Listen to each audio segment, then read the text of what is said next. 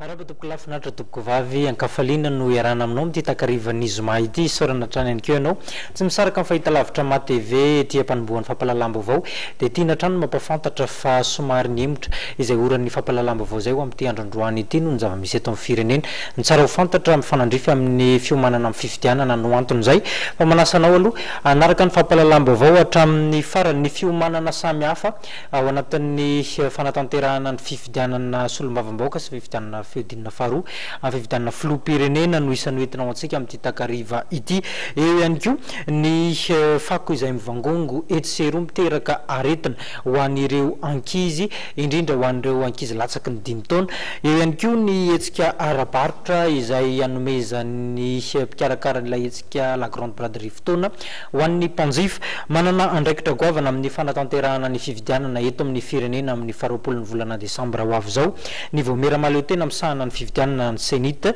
araka nambarana Andriamatoa Mamy Rakotoarivelo misy ihany koa raha ny fanazavana izay netiny ny lesona ratsy hoentin'ny candidat sasantsasany amin'ireo candidat izay ifaninana amin'ny fifidianana ho avy io.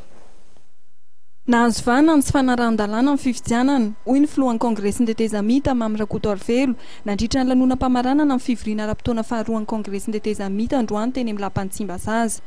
Manoloana izany tranga izany dia miantso ny ijoroan'ny voamera-maleo tena misahana ny fifidianana na ny senita amin'ny tokony izy ny fandraisana andraikitra sy ny fampiarana ny lalàna amin'ny fiatriana ny fifidianana Andriamatoa Mamy Rakotoarivelo. Tsy tiatra mantsy fa na dia misy azy ireo tsidijan-dalàna samihafa izay manome fahefana ny senita mikasika ireo tsy fanarahan-dalàna ataon'ny porotsafidiana na ireo mpiaradia aminy mialoha na ao anatiny na aorian'ny fifidianana dia to tsy hita firy izay fijoroana araka ny lalàna izay ny fampiarana ny lalàna ka tsy matao bary latsaka mahatonga ireo tsara sitrapo izay miezaka anaja ny lalàna velona eto amin'ny firenena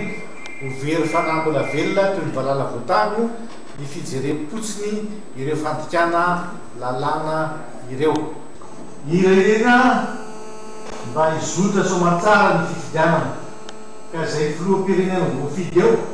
dia mba filoha ay ampiray malagasy manontolo mba ho filoha ay anentana ny olo-pirenena amin'ireo asa fampandrosorana maro lafy ao anatin'ny firaisan-kina tanteraka ho an'ireo solombavam-bahoaka izay ho voafidy kosa dia antenaina fa anana fahendrena sy fahaizana mananjalanja ireo fanapahan-kevitra rehetra izay ho raisin'izy ireo eto amin'ny kinapa ny antenimera-pirenena ity. Miantso ihany koa ny fandraisana andraikitry ny olo-pirenena mananjo ifidy ny filohan'ny kongresin'ny tetezamita.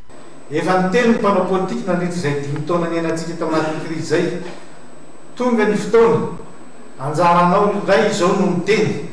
koa tongara amin'ny fidy amin'ny 20 ny volana desambra tena 2022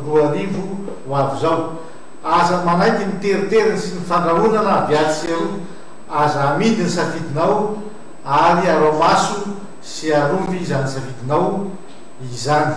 miakina aminao mpifidy no avy ny zanakao sy ity firenena malagasy malalantsika ity. Nandritra ny lanonam-pamaranana amin'ny fotoam-pivorian'ny ICT dia nilaza Andriamatoa Mamy Rakotoarivelo fa volavolan-dalàna 50 ny diniany ary nolaniana teo anivon'ny kongresin'ny tetezamita tolo-dalàna 10 ny nandalo teo anivon'ity androm-panjakana ity ary 2 ihany ny lany. Manana andraikitra anara-maso ny asan'ny fahefana-panatanteraka ihany koa ny kongresin'ny tetezamita ary fanontaniana 100 ny napetraka mikambana eo anivon'ity androm-panjakana ity tamin'ny gouvernemanta. Nisaotra ny mpikambana eo anivon'ny kongresin'ny tetezamita rehetra ny birao maharitra ary mpandraraha ihany koa Andriamatoa Mamy Rakotoarivelo. Noho ny fandrofian'ny famaranana amin'ny fotoam-pivoriana amin'ny fampelezan-kevitra dia tsikaritra androany fa maro ny toerana banga teto amin'ny lapan'ny Tsimbazaza.